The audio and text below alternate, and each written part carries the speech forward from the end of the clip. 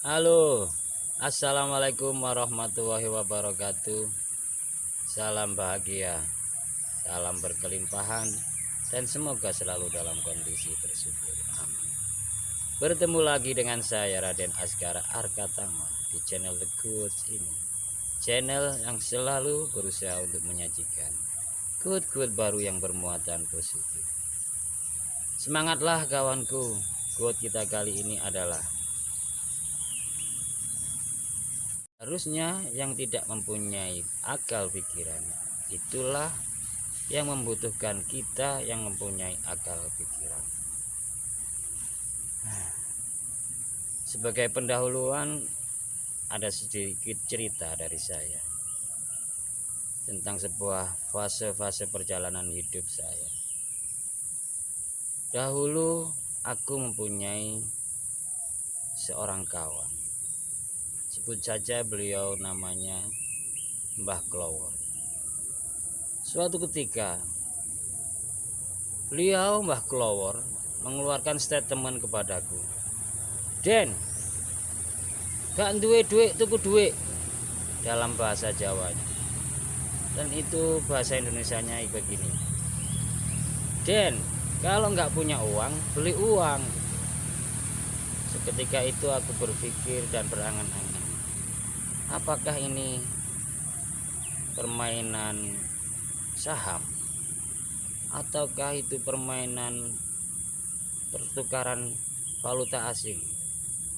Ternyata selama beberapa tahun aku tidak menemukan jawaban. Suatu saat pindah di kota lain dan aku pun bertemu dengan seseorang teman. Sebut saja nama beliau adalah Mbah Patah. Setelah berteman beberapa tahun, akhirnya aku memberanikan diri untuk berkeluh kesah kepada Mbah Patah. "Mbah Patah," aku berkata kepada beliau, "kalau memang mau dijadikan genting atau mau dijadikan batu bata, ya segera aja dijadikan. Jangan kayak gini, diaduk, dibakar, diuleni, diinjak-injak, tapi nggak dicetak-cetak menjadi bata." Beliau pun diam, lalu masuk sebentar, kemudian menemui saya lagi. Sambil duduk dia berkata, "Den, kalau sebuah sumur itu dangkal airnya, sumbernya jangan malah ditutup-tutupi, dituil-tuili, dikorek-korek sedikit demi sedikit agar sumbernya semakin besar atau sumbernya semakin banyak." Begitu statement beliau kepada saya. Aku pun menunduk dan menyadari itu memang diri saya sebenarnya. Saya mengakui kesalahan saya. "Nggih Mbah, iya Mbah, saya memang salah." Terus beliau dengan bijaksananya agar meredakan suasana hati saya, beliau pun mengeluarkan statement, "Itu bukan hanya kamu, Den. Saya juga, mungkin ada banyak orang yang seperti itu." Lalu beliau melanjutkan mengenai falsafah sumur tadi. "Den, kalau uang di sakumu itu hanya sedikit, jangan engkau tutup sakumu itu. Buka dan keluarkan sedikit demi sedikit uangmu tadi. Belanjakan untuk kebutuhan-kebutuhanmu dan kebutuhan-kebutuhan orang yang membutuhkan. Karena sesuatu ruangan yang sedang kosong itu kemungkinan besar memungkinkan untuk sesuatu yang baru masuk ke dalam ruangan itu. Begitu juga dengan uang, Den." Beliau pun melanjutkan berkata begitu. Akhirnya saya membuat sebuah komitmen, saya harus berubah. Saya harus menjalankan apa yang dimaksud dari gak duit tuku duit atau falsafah sumur tadi. Dan akhirnya seperti inilah kita sedang bertemu bersama kawan-kawanku. Saya yakin sedikit cerita tadi bisa dipahami. Baik kawanku, Tuhan menciptakan alam semesta ini dengan keteraturan hukum Tuhan yang pas. Makhluk mengabdi dan tunduk kepada Tuhan dengan cara unik mereka sendiri. Namun mereka tidak mempunyai kehendak bebas.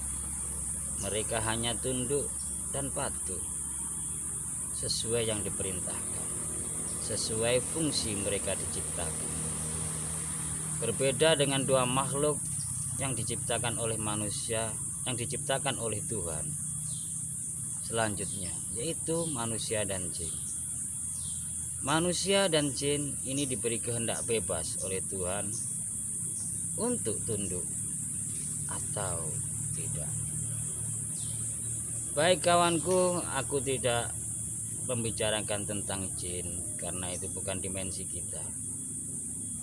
Dikatakan di dalam sebuah ayat, aku tidak menciptakan jin dan manusia, melainkan aku ciptakan hanya untuk mengabdi kepadaku. Manusia diberi akal pikiran dengan kelengkapannya yang lengkap untuk kembali kepada Tuhan, menggunakan semesta ini, memanfaatkan alam semesta ini agar dimanfaatkan untuk kembali kepada Tuhan. Lalu oleh Tuhan, manusia diberi hak untuk mengatur dan menggunakan alam semesta ini agar digunakan untuk bermanfaat bagi dirinya dan bagi sesama manusia, bahkan sesama alam. Hebatnya lagi kawan, Tuhan menciptakan alam semesta ini memang untuk melayani manusia, untuk tunduk kepada manusia. Tuhan menciptakan semesta ini untuk menuruti kehendak manusia agar digunakan untuk kembali kepadanya.